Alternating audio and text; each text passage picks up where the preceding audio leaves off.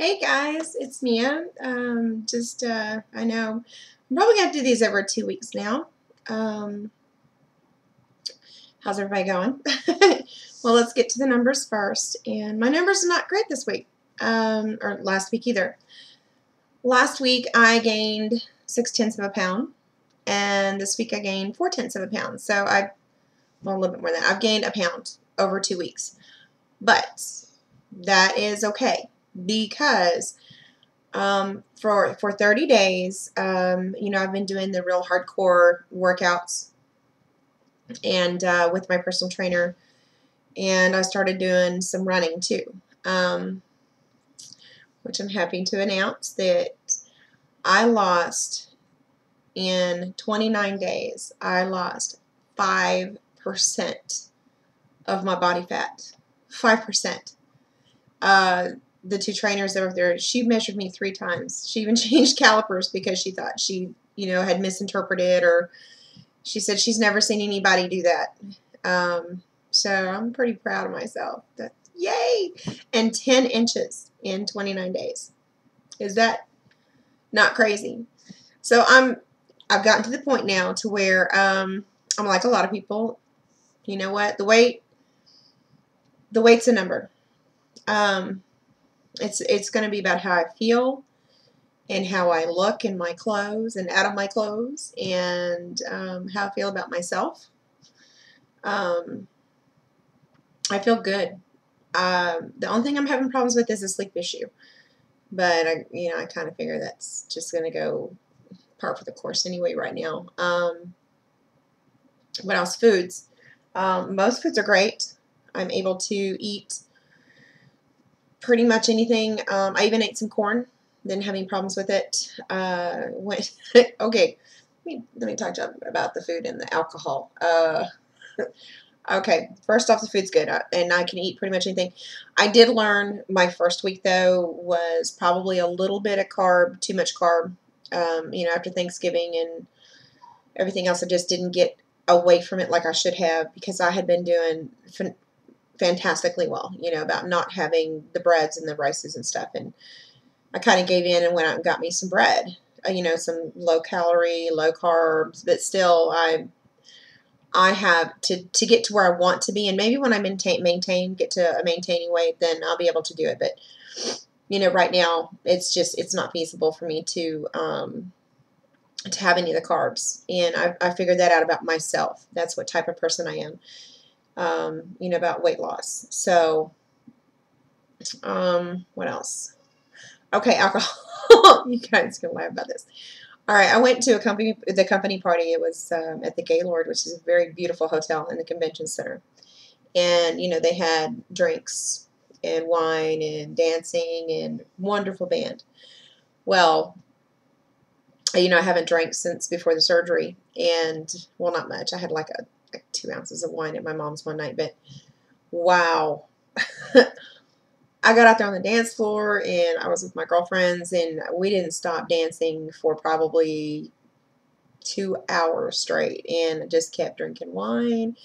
I'm not going to say how many glasses of wine. I had way too many, and I paid for it. Sorry, my dog's in here. So, be careful, because it sneaks up on you just like it does when you're, a person that just drinks anyway. It really, once it got to me, it hit me hard. And that night we stayed at the hotel room so we wouldn't drive home that night. And I won't be doing that much again for a while.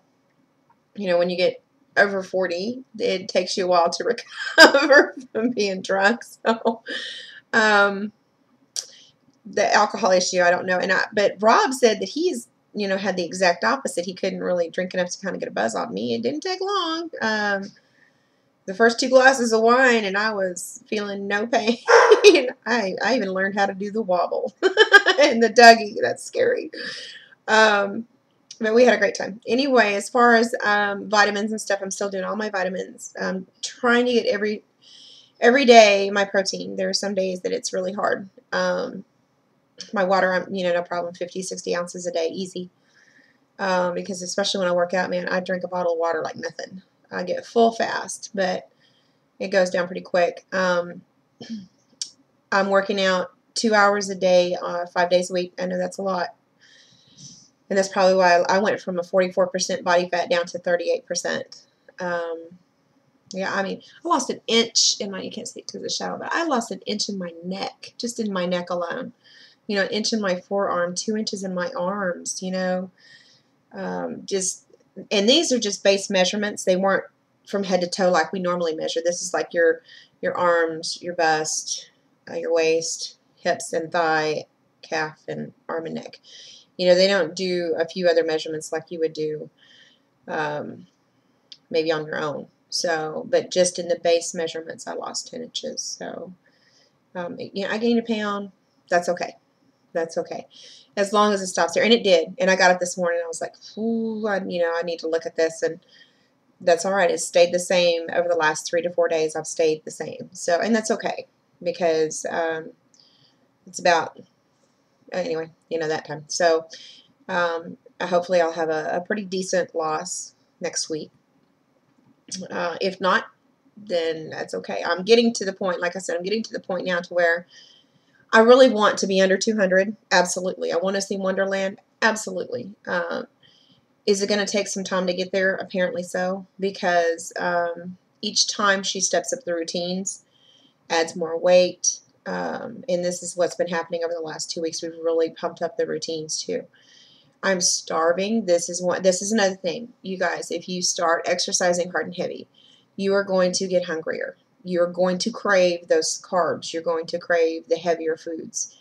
And that's when you really need to be careful. And that's what happened to me the first week. And I called her and I said, look, you know, I don't know what's wrong with me. I feel like I need to be eating bread or rice or potatoes or something because I can't feel like I'm eating enough meat or whatever. And she said that I'm needing the carbs. So I just like bumped up an extra serving of yogurt this week or the last few days. And, you know, like cottage cheese and that kind of stuff and see if I can't get the good carbs in instead of trying to get that relief from the bad carbs. So, what else? I think somebody was talking about feelings. This is something that was very important to me, and I asked Robin this the other day when I was talking to the phone. Have you always been a dieter that says, I'm waiting for that other shoe to drop? I'm waiting since all this has started. You know how in the past we've always yo-yoed, or we've gotten back and we've said, okay, all right, well, I'm hungry, so I'm going to go eat. Or, well, this is a bust, so I'm just going to go ahead and go eat and enjoy what I want to eat, you know. We can't do that now. So I'm waiting for some other shoe, and that may be my negative personality at some point, or I don't know, that I'm waiting for that other shoe to say, okay, drop.